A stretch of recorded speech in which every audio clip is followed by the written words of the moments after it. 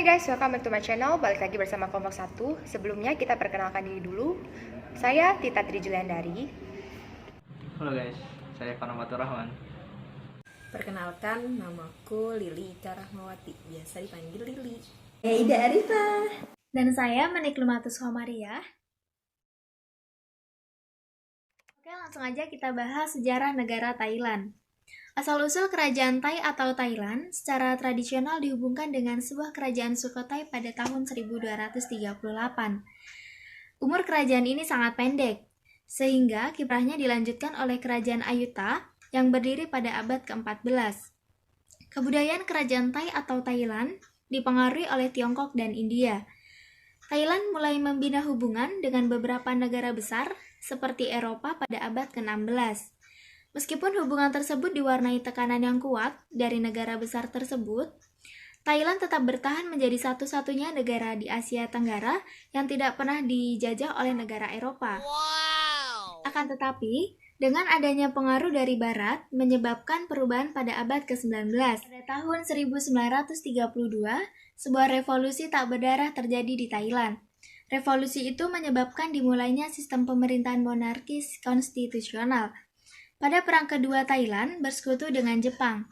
Namun pada saat Perang Dunia berakhir, Thailand bersekutu dengan Amerika Serikat. Di Thailand terjadi beberapa kali kudeta setelah berakhirnya Perang Dunia Kedua. Kudeta ini telah membawa Thailand ke arah demokrasi pada tahun 1980. Selanjutnya, di sini saya akan membahas sedikit tentang standar akuntansi Thailand. Standar akuntansi Thailand dan standar pelaporan keuangan yang diumumkan oleh Thailand, Federasi Profesional Akuntansi, dan sesuai dengan standar akuntansi internasional dan International Financial Reporting Standard. Orang-orang yang saat ini berlaku sejak 1 Januari 2011 dirangkum dalam tabel seperti ini. Perhatikan bahwa entitas akuntabel non-publik dapat memilih untuk mengadopsi Thailand Standar Pelaporan Keuangan untuk non-publik akuntabel entitas. Sebuah entitas akuntabel non-publik adalah sebuah entitas yang tidak salah satu dari berikut. 1. Utang atau efek bersifat ekuitas diperdagangkan di pasar umum atau sedang dalam proses penerbitan instrumen tersebut untuk perdagangan di pasar umum. 2. Suatu entitas yang memiliki aktiva dalam kapasitas fidusia untuk sekelompok orang luar sebagai salah satu bisnis utamanya, seperti lembaga keuangan, perusahaan asuransi, broker sekuritas atau dealer, reksadana, dan pertanian Future Exchange of Thailand. Yang ketiga, perusahaan-perusahaan publik. Yang keempat, entitas lain yang dapat ditentukan di masa depan. Beberapa entitas juga dapat memegang aset dalam kapasitas fidusia untuk sekelompok orang luar karena mereka memegang dan mengelola sumber daya keuangan yang dipercayakan kepada mereka oleh klien, pelanggan, atau anggota tidak terlibat dalam pengelolaan entitas. Jika laporan keuangannya digambarkan sesuai dengan TFRS untuk NPAES, itu harus mematuhi semua ketentuan TFRS ini. Jika ada entitas akuntabel non-publik memilih untuk tidak mengadopsi Thailand Standar Pelaporan Keuangan untuk non-publik akuntabel entitas, mereka harus mematuhi setiap TAS dan TFRS-nya. Nah, untuk standar akuntansi negara Thailand cukup sampai di sini ya. Berikutnya, kita akan simak penjelasan dari teman saya.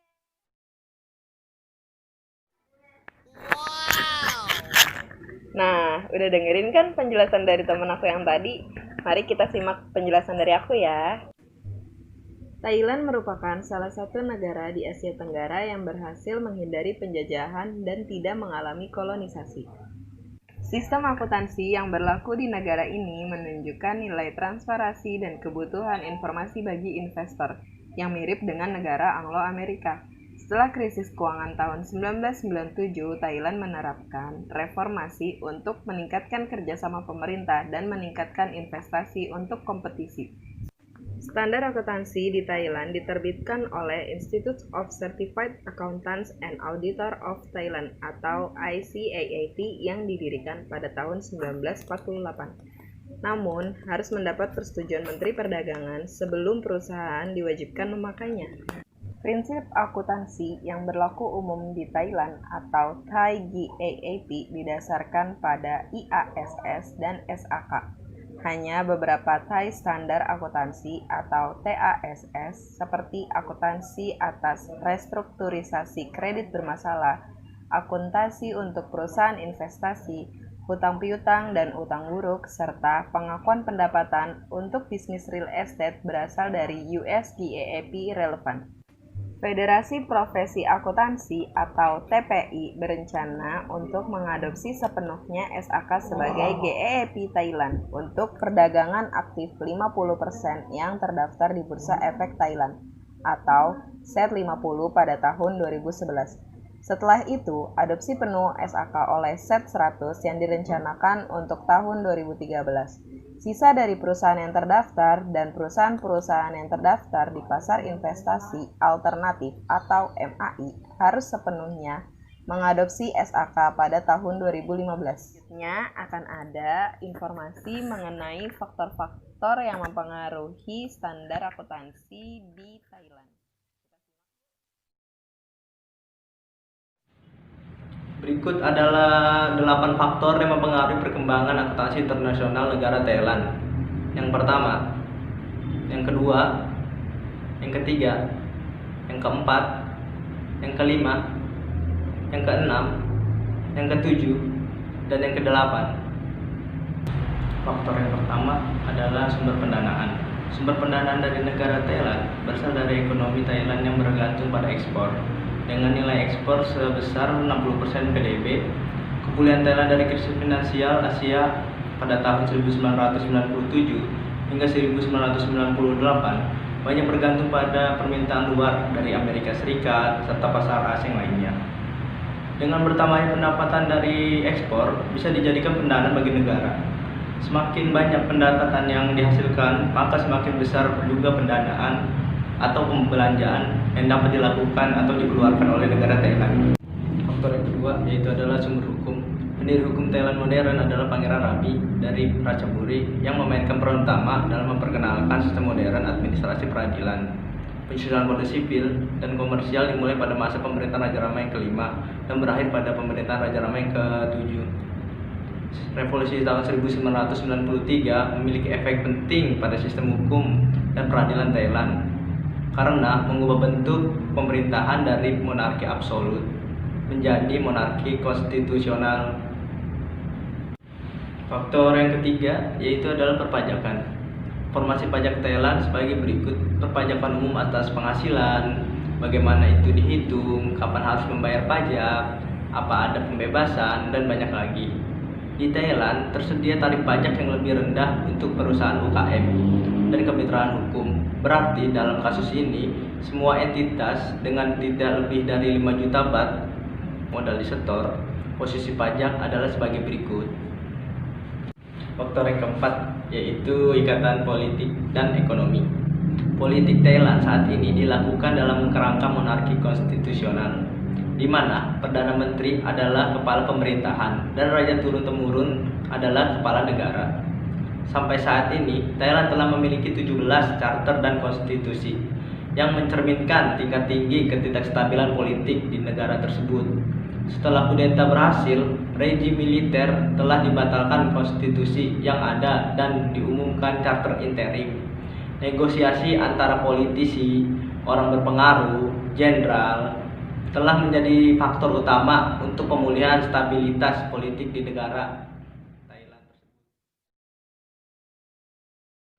Melanjutkan pembahasan sebelumnya mengenai faktor perkembangan yang mempengaruhi akuntansi di negara Thailand, yaitu faktor yang kelima mengenai inflasi.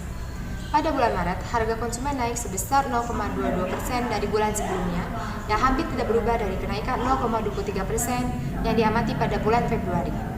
Menurut Departemen Perdagangan, kenaikan Maret adalah hasil dari kenaikan harga untuk makanan dan minuman non-alkohol, serta untuk transportasi dan komunikasi. Inflasi tahunan naik tipis dari 2% pada tahun Februari menjadi 2,1% pada bulan Maret. Hasilnya adalah setara dengan ekspektasi pasar.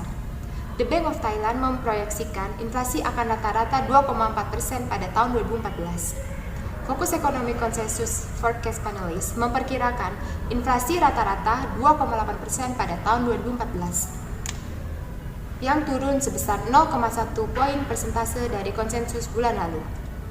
Untuk tahun 2015, panelis melihat rata-rata inflasi sebesar 3,1%. Berikutnya yang keenam, faktor tingkat perkembangan ekonomi. Pada tahun 2010, ekonomi negara Thailand akan tumbuh lebih besar 7% setahun ini, namun melambat pada tahun 2011. Berikut merupakan faktor-faktor untuk menunjang perekonomian di negara Thailand. Yang pertama yaitu di bidang pertanian. Hasil pertanian utama di Thailand yaitu beras, singkong, karet, jagung, tebu, kelapa, dan kacang kedelai. Yang kedua yaitu di bidang pertambangan, meliputi timah, tembaga, minyak dan gas, biji besi, emas, timbal, dan wolfram. Yang ketiga yaitu di bidang industri, merupakan pengolahan hasil alam seperti pengolahan beras, pengolahan karet mentah, pemintalan benang, tekstil, semen, dan berbagai produk olahan minyak bumi. Dan yang keempat yaitu faktor pariwisata. Pemerintah Thailand menggabungkan konsep wisata alam dengan wisata budaya. Salah satu objek wisata alam yang terkenal adalah Pantai Pattaya di Teluk Siam dan panorama indah pegunungan di Chiang Mai. Faktor yang ketujuh yaitu tingkat pendidikan.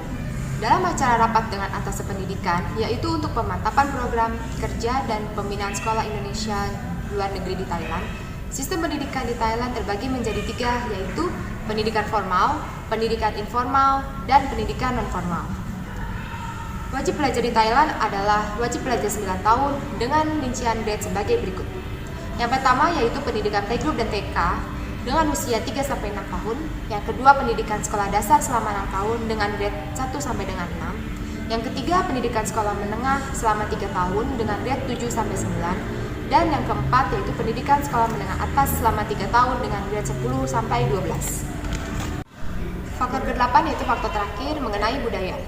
Budaya dari Thailand menggabungkan kepercayaan budaya dan karakteristik adat ke daerah yang dikenal sebagai Thailand modern ditambah dengan banyak pengaruh dari India kuno, Cina, Kamboja bersama dengan tetangga prasejarah budaya Asia Tenggara. Hal ini dipengaruhi terutama oleh animisme, Hindu, Buddha, serta oleh migrasi kemudian dari Cina dan selatan India.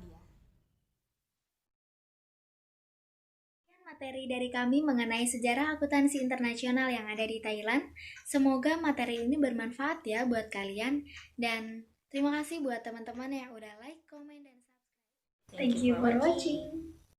Thank you for watching. Thank you for watching.